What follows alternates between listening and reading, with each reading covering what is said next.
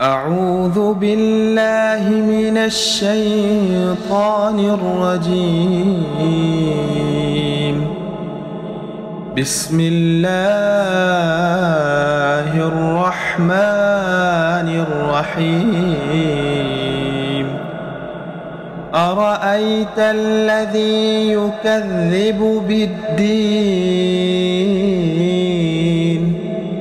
فذلك الذي يدع اليتيم ولا يحض على طعام المسكين. فويل للمصلين الذين هم عن صلاتهم ساهون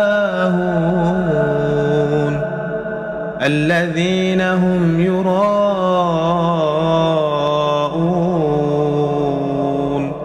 ويمنعون الماعون.